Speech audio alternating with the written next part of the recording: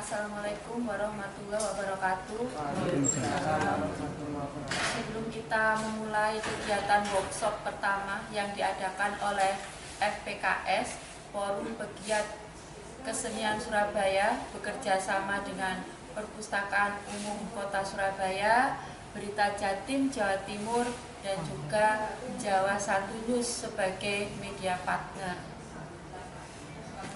Workshop ini diadakan dalam rangka untuk memberikan pemantapan penulisan kreatif berbasis sastra, yang mana pada penulisan kali ini FPKS mengadakan event buku antologi puisi dengan tema kota dan kesenian.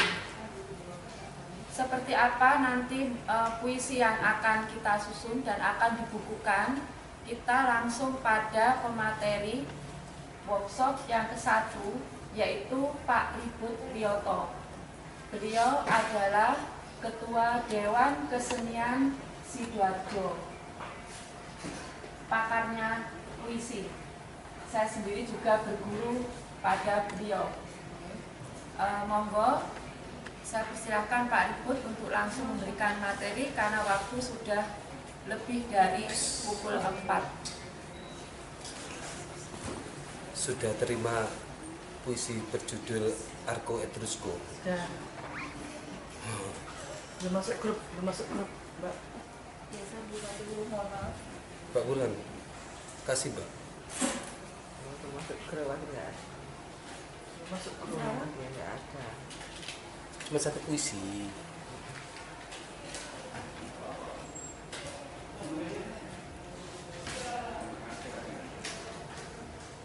Sambil menunggu Mbak Penny, boleh memperkenalkan diri dulu ya. Saya Ribut Priyoto. Saya Chef Riza. Chef Riza. Dengan Gunantar. Ya. Febrian. Sama tadi. Chef Riza Febrian. Penny. Genting. Sri Winarsi Istri ya. dari Sidoarjo. Semangat. Sudah terima puisinya semuanya. Silakan disimak. Jadi kita belajar menulis puisi dari karya penyair yang sudah senior, yang sudah mapan. Jadi istilahnya itu kita itu nyantrik kepada penyair. Sama seperti kalau di pondok itu nyantrik pada yai. Nah, pertemuan ini yang saya pilihkan itu puisi dari Acep Zamzam-Nur. Acep Zamzam-Nur itu dia salah satu ketua Lesbumi PBNU. Lesbumi itu lembaga seni budaya Nahdlatul Ulama. Ini salah satu ketua Lesbumi di pusat sana. Kalau saya itu Lesbumi Jawa Timur. Kalau Acep itu Lesbumi pusat. Ini judulnya Arko Etrusko. Arko Etrusko itu salah satu katedral bangunan suci agama Nasrani ya, di Italia sana. Itu kuno. Kalau di sini mungkin kayak Borobudur gitu. Borobudur peninggalan agama Buddha di Indonesia, usianya sudah ratusan tahun. Katedral juga sama, ratusan tahun. Nah,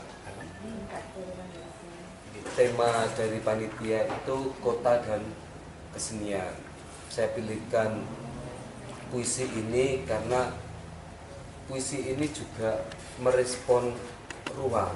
Ada keterkaitan, ada hubungan antara gagasan, puisi, mungkin juga pemikiran dengan ruang. Jadi ada timbal balik antara ide dengan ruang, antara manusia juga dengan ruang. Saya bacakan dulu. Arko Etrusko, kesunyian kita dibangun dari tumpukan batu dan terowongan-terowongan gelap, lengkung-lengkung tiang dan menara-menara katedral. Kesunyian kita berlumut pada tembok-tembok dan menjadi undakan-undakan waktu yang terus menanjak. Nah, karena kita belajar, ini nanti juga, karena ini workshop ya, ada praktek menulis.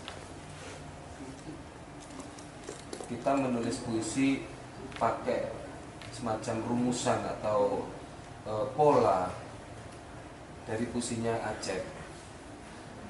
Nanti kalau kita sudah menguasai polanya, silakan nanti teman-teman mengembangkan dengan pola-polanya sendiri. Tapi setidak-tidaknya teman-teman sudah paham pola dari puisi penyair yang sudah mapan. Teman-teman perlu membayangkan menjadi seorang Acep ketika menulis puisi ini. Mungkin Acep masuk ke katedral, dia melihat katedral karena ini bangunan yang sangat tua seperti Borobudur atau Prambanan atau mungkin juga Balai Pemuda ini ya, bangunan di Balai Pemuda ini kan sudah sangat tua, mungkin sudah hampir 100 tahun atau mungkin sudah 100 tahun lebih. Maka suasana dari bangunan itu masuk ke Aceh. Bangunan yang kuno itu kan membawa suasana. Kita kalau masuk ke bangunan kuno itu kita seperti terhisap. Nah, teman-teman perlu membayangkan seperti itu. Acep di sini membawa tema kesunyian. Kesunyian kita dibangun dari tumpukan batu. Nah, katedral itu terbuat dari batu. Kesunyian dari Acep, karena dia merespon ruang, dia seperti melihat kesunyian di batu-batu itu. Kesunyian kita dibangun dari tumpukan batu. Sunyi itu sesuatu yang abstrak, sulit diketahui wujudnya. Nah, Acep memberi wujud terhadap sesuatu yang abstrak tersebut.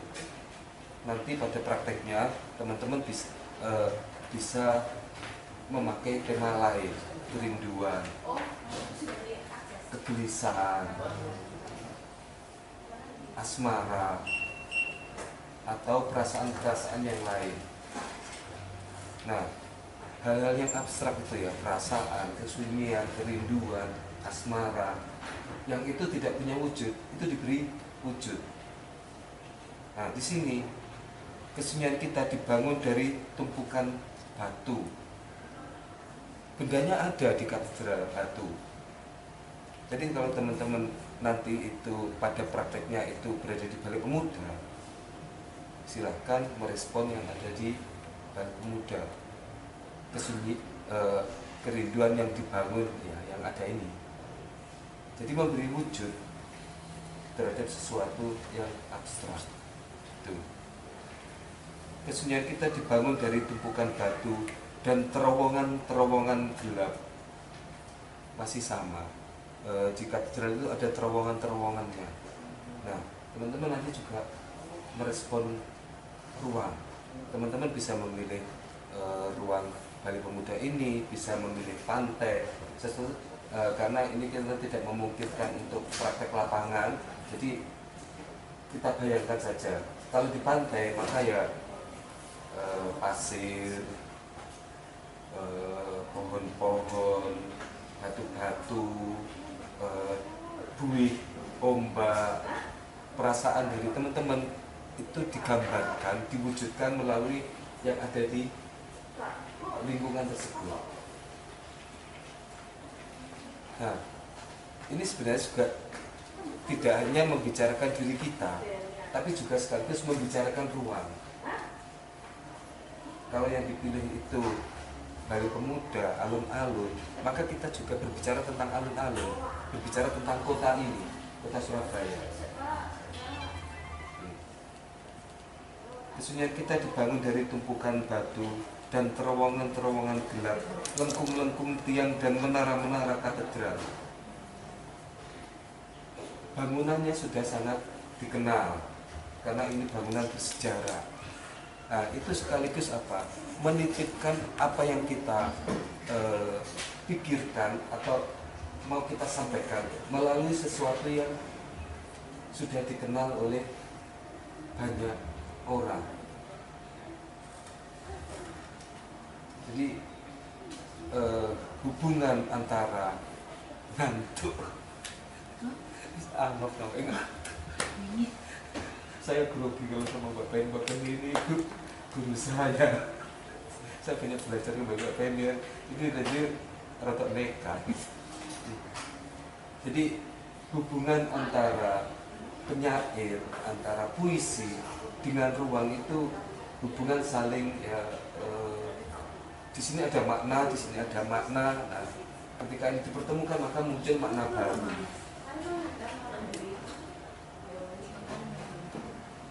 Kesunyian kita berlumut pada tembok-tembok. Nah, ini pentingnya detail.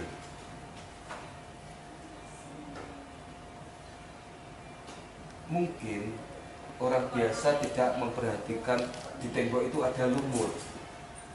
Tapi mata penyair itu mata yang lebih peka dibandingkan mata dari orang biasa. Yang mungkin itu luput oleh perhatian orang lain. Penyair bisa melihatnya, bisa merasakan bahwa ini satu hal yang juga signifikan, punya makna. Kesunyian kita berlumut pada tembok-tembok. Kita bisa membayangkan kesunyian yang berlumut. Biasanya kan ngantuk mana? Anggap mana?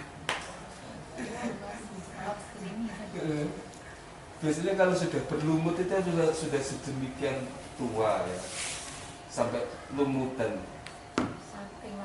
saking lamanya. Nah, itu menjadi wujud dari kesunyian yang sudah saking lamanya sampai berlumut. Sampai di sini kita sudah bisa membayangkan kesunyian dari Aceh, kesunyian yang terbangun dari tumpukan batu, kesunyian yang terbangun dari terowongan-terowongan gelap, kesunyian yang terbangun dari lengkung-lengkung tiang menara, dan sekarang kesunyian yang berlumut di tembok-tembok. Jadi kita bisa mendapatkan banyak makna, banyak tafsir dari kesunyian. Mengapa kita bisa mendapatkan banyak makna, banyak tafsir dari kesunyian? Karena dia diberi wujud. Wujud yang diambil dari ruang atau bangunan yang bersejarah.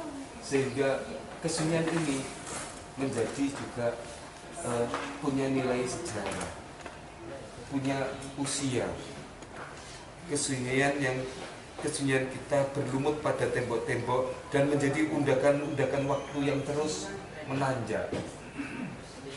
Ini satu hal penting di dalam puisi, waktu.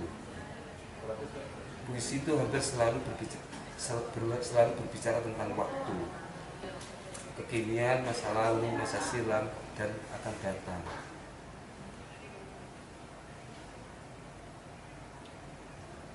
Berlumut pada tembok-tembok dan menjadi undakan-undakan waktu yang terus menanjak. Jadi ini satu penggambaran dari waktu yang tidak pernah berhenti. Dia selalu menanjak. Nah, Aceh tidak membahasakan dengan waktu yang terus bergerak atau waktu yang terus berjalan, tapi diberi wujud, yaitu undakan waktu yang terus menanjak. Waktu sangat abstrak. Nah, pada puisi ini dia menemukan wujudnya, yaitu undakan-undakan yang terus menanjak. Nah, itu nanti sekali lagi karena ini workshop, maka ada praktek.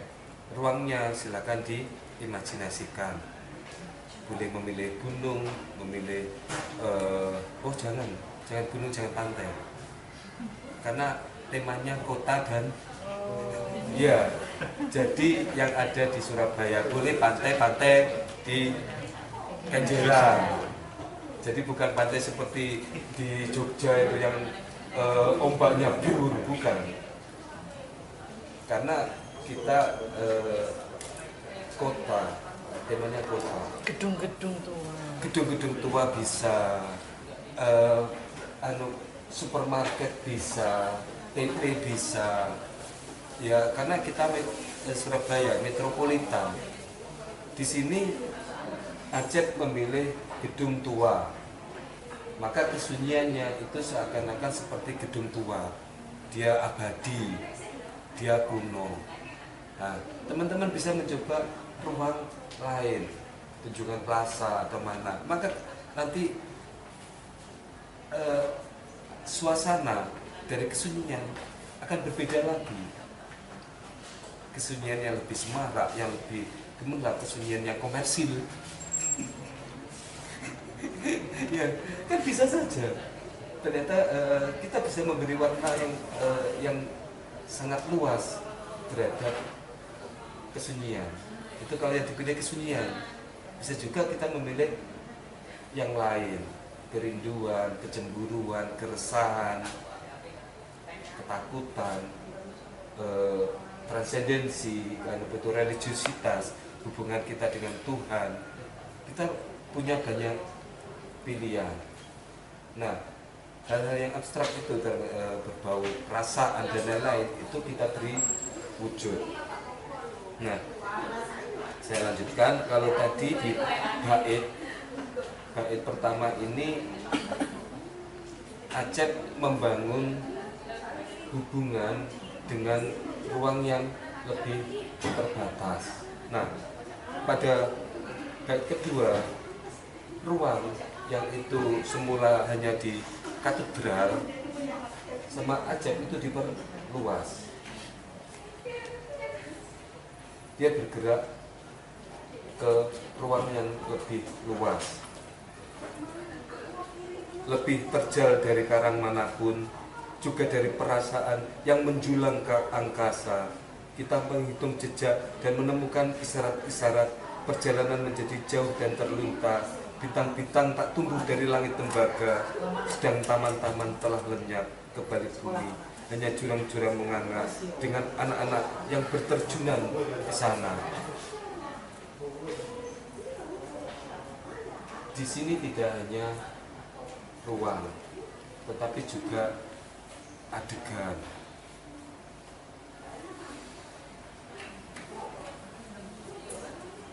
Lebih terjal dari karang manapun. Acep memberikan sifat dari kesunyiannya, kesunyian yang sangat keras dan sangat terjal. Nah, untuk memberikan sifat tersebut, maka dibandingkan dengan di alam ini yang setara atau yang orang menganggap itu kuat, yaitu karang. Jadi di sini Acep, kesunyian saya atau kesunyian kita itu lebih terjal dari karang manapun. Jadi kalau kita ke pantai atau kemana kita mendapati karang yang terjal, maka kesunyian dari Acep itu lebih terjal dari itu.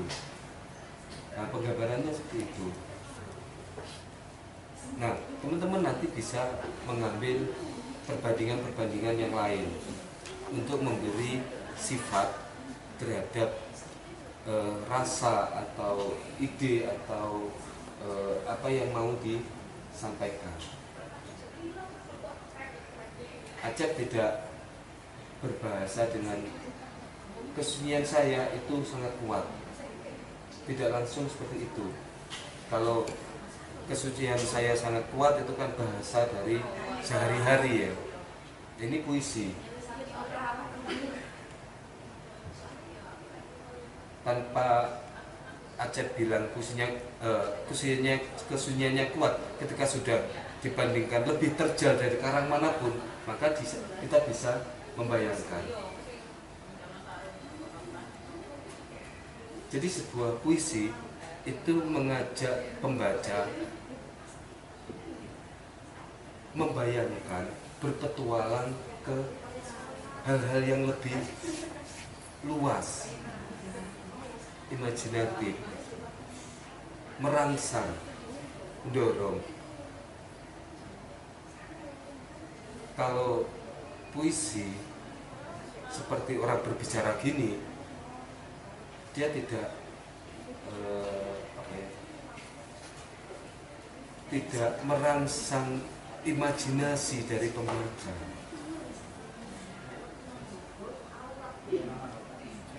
Sebuah puisi itu kalau di karya sastra dia sekomplek sebuah novel. Ini satu puisi, ini novel. Setara ini. Novel enak, dia panjang lebar, kata-katanya banyak, kalimatnya banyak. Sedangkan puisi dia hanya sedikit. Nah, bagaimana mengoptimalkan yang sedikit ini? Jadi kita mengoptimalkan bahasa. Salah satu yang dipakai adalah itu tadi, dari kalimatnya atau lariknya itu merangsang imajinasi pembaca. Dia memiliki teks-teks, tafsir-tafsir yang tidak tertulis, yang itu diproduksi oleh pembaca. Jadi itu mengapa kemudian perlu diperbandingkan seperti ini, lebih terjal dari karang manapun, itu karena untuk membangun tafsir-tafsir yang lebih luas, merangsang orang ke pengalaman-pengalaman lain yang lebih luas di luar teks. Itu. Kita menghitung jejak dan menemukan isyarat-isyarat perjalanan menjadi jauh dan terlunta. Ini sebenarnya ya, ini juga terkait dengan sejarah dari katedral.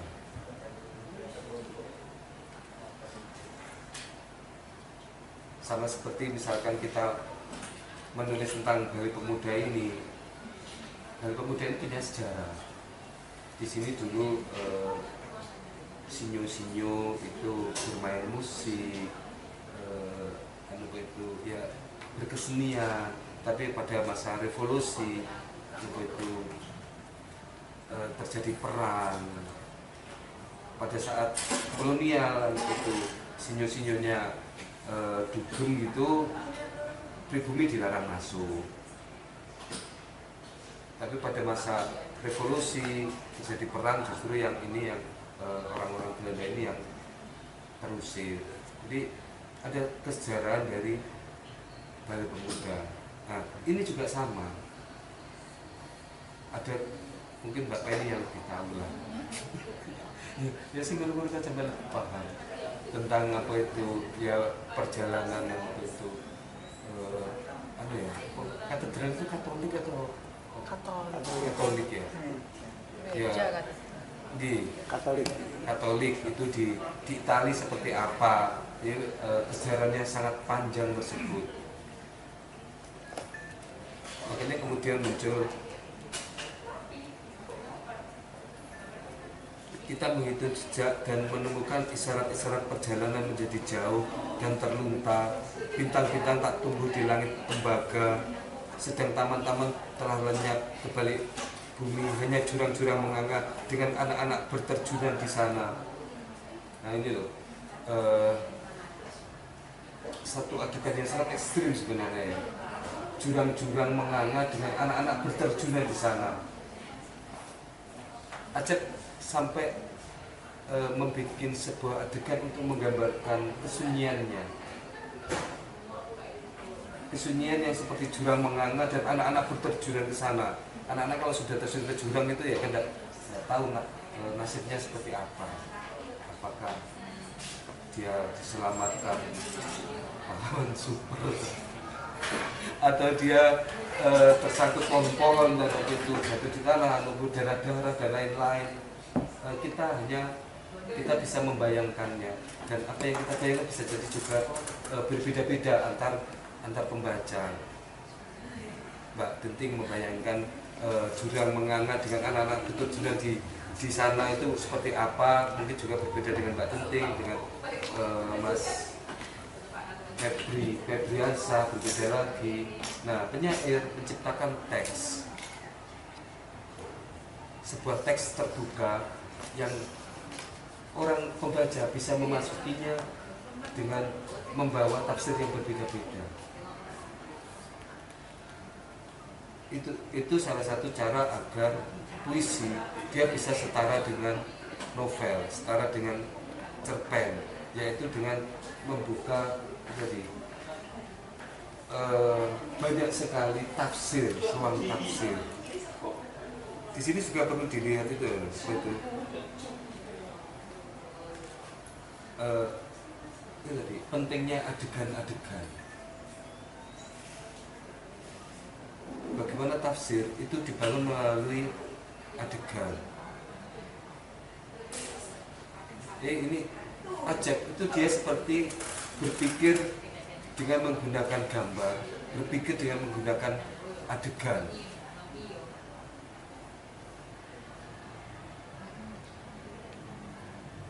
Berbahasa melalui gambar, padahal medianya puisi, kata-kata. Tapi seakan-akan dia itu menciptakan gambar-gambar. Dia berbahasa itu melalui adegan, itu anak-anak yang berterjunan. Tapi padahal dia memakai kata-kata. Saya lanjutkan. Terbaca pada dinding angin, kebisuan mega dan hujan yang tertahan di udara. Ini satu adegan yang menarik. Hujan yang tertahan di udara. Ini kayak di film-film itu iya, itu film itu. Waktu tiba-tiba berhenti. Ya, hujan yang tertahan di udara. Menarik juga ini. Dinding angin, kebisuan mega. Ini satu pembahasan yang segar. Seringkali kita itu menyebut anak itu buah hati, Pemata. Hal seperti itu kan itu sudah umum di masyarakat. Penyair menciptakan ungkapan atau apa atau kiasan ya yang lebih segar. Dinding angin, kebisuan mega. Kan belum pernah ada, tapi kita bisa membayangkannya. Dinding angin, kebisuan mega, hujan yang tertahan di udara. Lalu kita menyaksikan semuanya, gedung-gedung dibangun dan dirubuhkan. Gedung-gedung dibangun dan dirubuhkan, jalan-jalan melingkar seperti kata-kata, pohon-pohon meregang dan menyusut, tetapi matahari tetap membakar lubuk tanah dan mayat-mayat tegak dari kematiannya. Semuanya kesunyian kita. Kita kalau bicara tentang sejarah Surabaya gitu ya, kita bisa lebih dari ini. Gedung-gedung dibangun dan dirubuhkan. Ini kan termasuk penggambaran juga. Ini satu peristiwa juga terjadi di Surabaya dan mungkin juga lebih dari ini. Yang itu nanti bisa dieksplor oleh teman-teman. Dan semua penggambaran itu ternyata hanya untuk menggambarkan tentang kesunyian dari Aceh. Berbicara tentang panjang lebar, tentang hujan yang tertahan, tentang dinding angin, tentang mega yang bisu, tentang gedung-gedung yang dirubuhkan. Semuanya itu ternyata ya hanya berbicara tentang kesunyian ini. Jadi Aceh menggambarkan kesunyian dengan sedemikian banyak peristiwa, sedemikian banyak fenomena sehingga kaya. Nah, teman-teman nanti juga melakukan hal yang sama.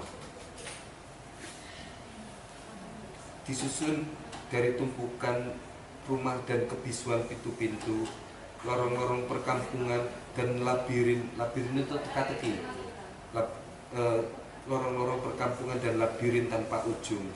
Kesunyian kita menghitam pada patung-patung dan menjadi kalimat-kalimat gelap, tapi senantiasa dibaca waktu dengan matanya yang retak-retak. Nah, masih cukup waktu, mungkin nanti setengah jam itu teman-teman menulis puisi dengan cara seperti Acep ini, mungkin setengah jam, tidak perlu panjang, mungkin karena waktunya terbatas, mungkin dua bait lah, dua atau tiga bait. Yang terpenting adalah teman-teman paham tentang pola persajakan dari Acep ini. Nah, teman-teman silakan mencoba bikin puisi dengan pola ini. Kalau sudah terbiasa menulis puisi, tidak perlu gengsi mencoba gaya puisi orang lain. Siapa tahu nanti dengan sudah mencoba dengan gaya puisi orang lain itu bisa menguatkan puisi atau yang sudah biasa ditulis oleh teman-teman. Sampai di sini sebelum praktek nulis. Jadi nanti kita praktek nulis setengah jam. Setelah itu dikumpulkan. Nah, terus kemudian kita bahas bareng-bareng. Nah, sebelum itu silakan kalau ada yang mau ditanyakan, kecuali sampai pakai judul ya?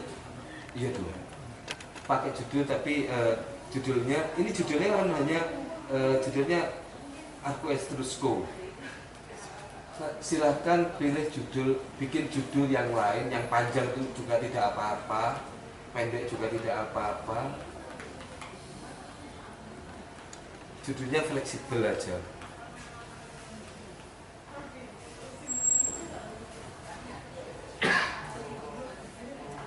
Ya. Kita masih pakai tema yang kota dan kesenian. Iya. Untuk yang sekarang. Iya. Maksudnya kota dan kesenian itu ruang itu tadi, Mas. Jadi latar settingnya, latar tempatnya itu Surabaya, kota ini. Nah, tentang puisi itu kan perasaan dan lain-lain, nah itu silakan bebas saja, apakah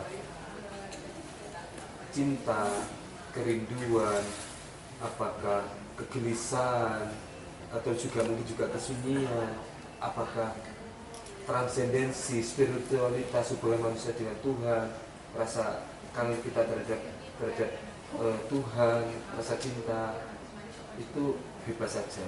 Tapi ruang yang dipilih adalah ruang yang ada di Surabaya ini. Apakah Balai Pemuda, alun-alun, apakah TP, apakah Sungai Kalimas, ataukah Bonbin, ataukah Kenjeran, silakan saja yang kira-kira teman-teman bisa membayangkan detil-detilnya.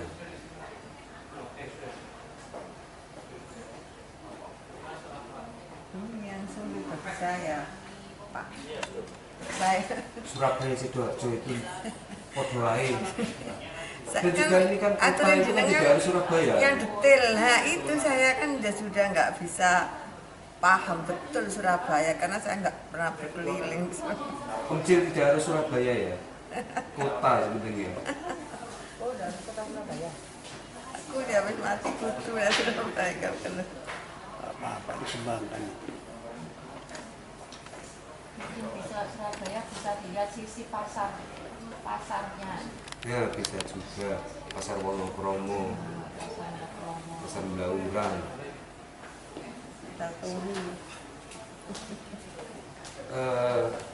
ditulis saja di HP, nanti dikirimkan ke Mbak Wulan. Waktunya setengah jam dari sekarang. Masih nutup? Masih ya? Nggak nutup lah, jam 5. Nutut. PR. Nah, Kayak murid PR. Berarti sekarang jam 5, jam 5.30 kita ketemu lagi untuk membahas puisi yang diciptakan oleh teman-teman.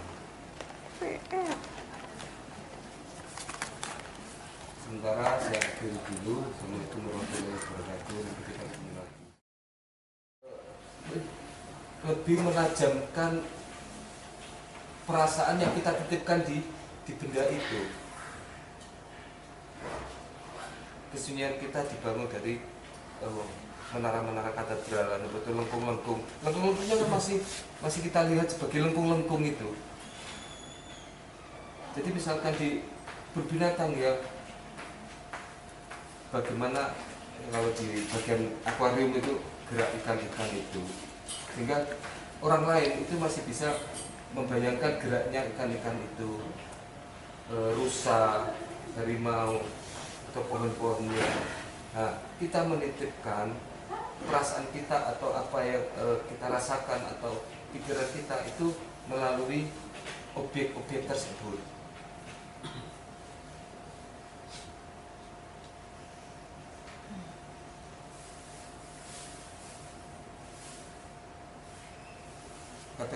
Kata-kata yang tidak dipahami, jeritan hati yang tidak terdeteksi, derai-derai air mata yang tak kasat mata terpatri pada pohon-pohon kayu yang besar terpampang pada dinding kandang tua bersama dengan kolam air yang keruh. Ini kalau saya paling ya tidak sama sekali tidak membayangkan KBS kebun binatang. Jadi masih belum.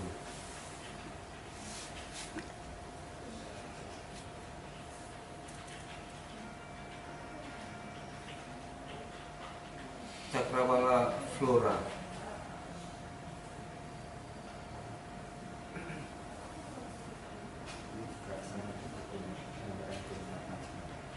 Di simpang kota ada satu tempat yang menjadi tempat di mana kita terbawa dengan kehadiran satwa yang membuat tersipu si anak muda belia. Tempat yang ketika kita berada di depan, maka kita teriakkan dengan pahatan bebatuan yang dibentuk ribuan satwa terpana atas bangunan yang jadi tempat menghilangkan segala sedih jadi gembira. Saat memasukinya, ketakutan akan buasnya satwa tak mematikan nyaliku karena mereka di tempat yang nyaman. Suasana membuatku menjadi cakrawala yang sangat memikat hati. Satwa dari kicauan si titik yang berada dalam sangkar membuat mataku berbinar-binar. Begitulah langkah terus menjorok ke dalam menemui satwa buas. Aku sangat tertantang untuk mengajak mendekati sebagai teman, sebagai pelindung satwa sejati. Ini lebih tampak seperti sebuah cerita. Puisi itu karena dia pendek, dia patah-patah, tidak membentuk sebuah alur atau kisah. Dia patah-patah sehingga dia menjadi imajinatif. Dia seperti kata-kata itu seperti yang itu kental, sublim. Maksudnya sublim itu dia kemudian bisa merangsang ke imajinasi yang luas. Kalau ini masih kurang padat, masih kurang bisa merangsang ke hal-hal yang jauh.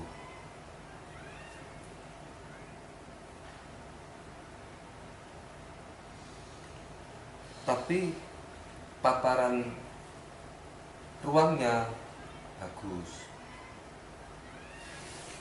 Cuma itu tadi, jangan sampai jatuh ke cerita. Meskipun ada juga kayak Pusnya Sapardi itu kan dia bercerita naratif ya. Tapi meskipun seperti itu, Sapardi ya tetap itu sublim. Dia istilahnya diksi, pilihan kata-katanya itu pas. Dia tidak hanya membentuk satu cerita, tapi juga itu dia merangsang ke penafsiran yang lebih luas.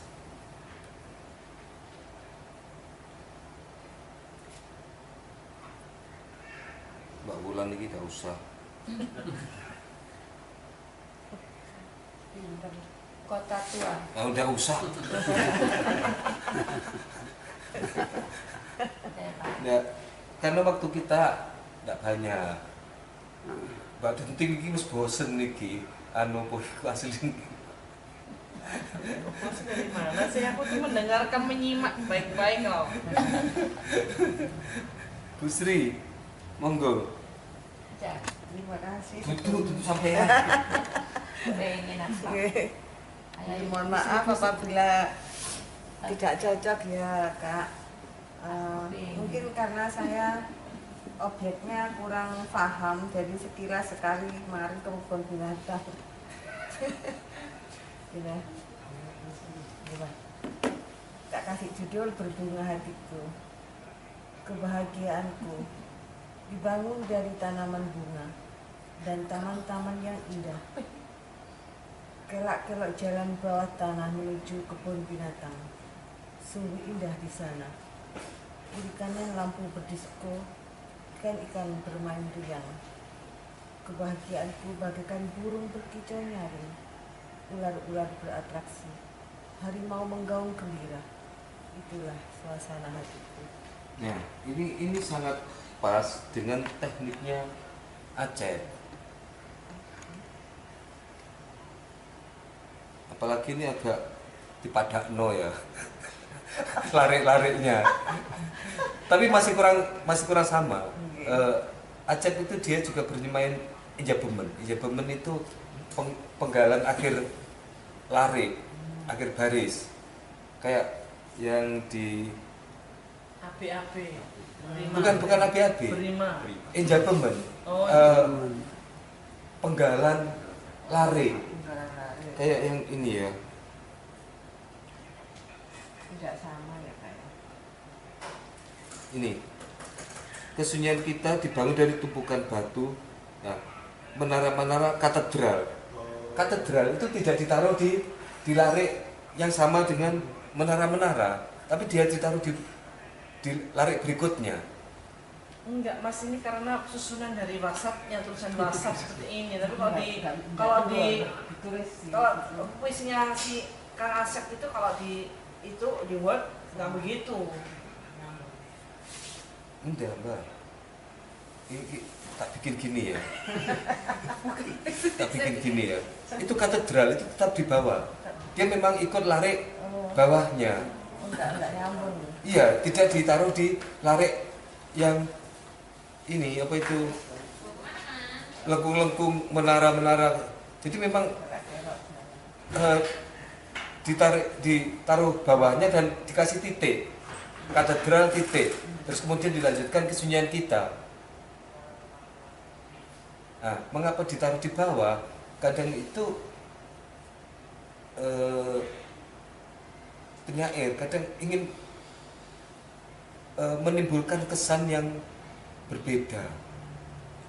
Dia ditaruh di bawah, sebenarnya kan itu menara-menara katedral. Dia bisa ikut di atas menara-menara katedral, tapi ditaruh di bawah dia bisa berdiri sendiri.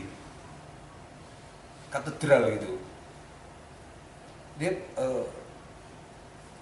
menciptakan penekanan. Kadang memang penyair kan gitu, main-main kadang, bermain-main dengan kata. apa-apa yang bisa dipermainkan dengan kata itu wilayah dari seorang penyair yang mungkin dalam hal ini dia penyair lebih tekun atau lebih concern menggarap kata-kata, diksi dan pengolahan kata dibandingkan dengan seorang penulis cerpen atau novel. Kalau cerpen novel dia lebih banyak bermain di kalimat. Penyair dia bermain pada lare, pada diksi, pada penggalan lare. Ini pertaruhan terhadap kata itu memang lebih kuat pada penyair. Ya mungkin karena dia sedikit ya, satu puisi yang dua bait, tiga bait, sementara cerpen novel ruangnya lebih luas. Nah, maksud saya itu seperti punyanya Bu Sri ini. Makanya saya tadi bilang kita itu nyantri seperti seorang santri. Ya ini bilang apa ya, ngikut. Nih. Nah, dengan sudah mencoba ya, memahami, kemudian menguasai, terus kemudian mencoba gaya puisinya Acep dengan itu dengan tema kita, dengan bahasa kita, dengan peristiwa-peristiwa yang kita ciptakan sendiri, kita nanti enak untuk mengeksplorasinya.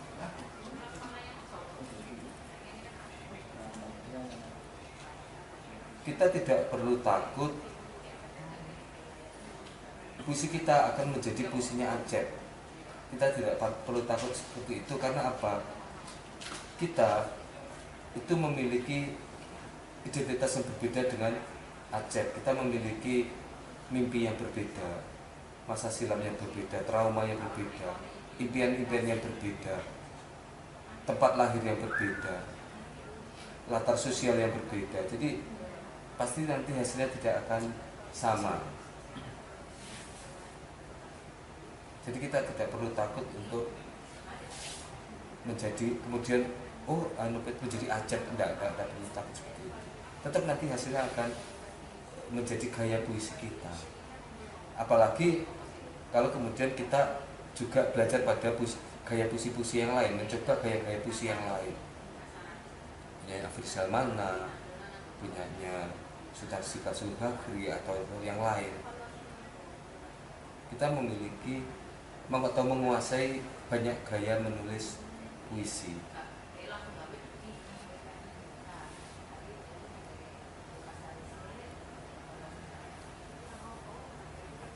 Saya pikir materi dari saya cukup. Sangat mohon maaf. Mbak Jian Pandarwangi. Api. Saya kembalikan ke Mbak Wulan sama MC. Terima kasih. Assalamualaikum warahmatullahi wabarakatuh.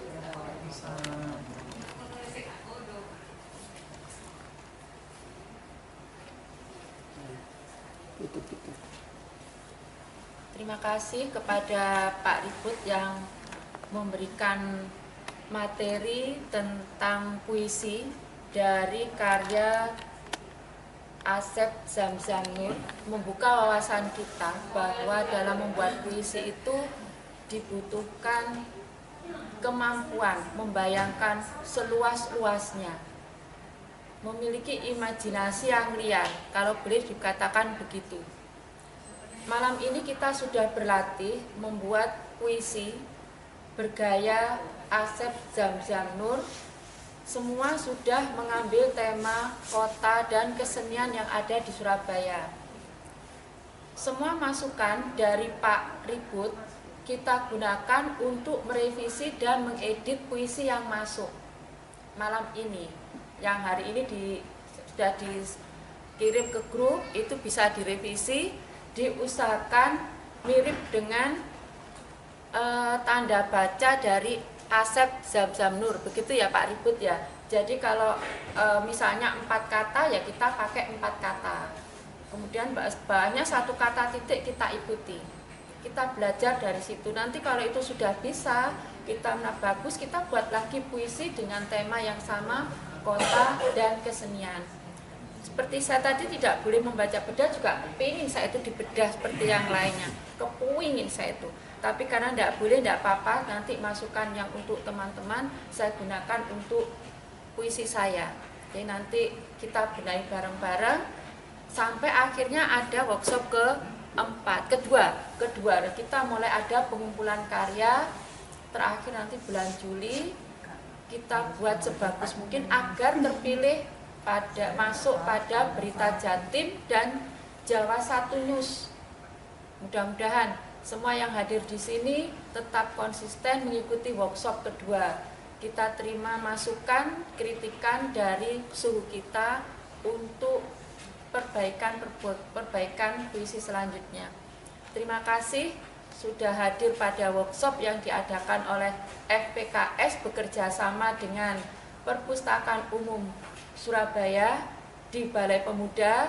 Juga terima kasih disampaikan kepada media partner yaitu beritajatim.com dan jawa1.news. Terima kasih. Kita ketemu lagi pada workshop berikutnya. Assalamualaikum warahmatullahi wabarakatuh.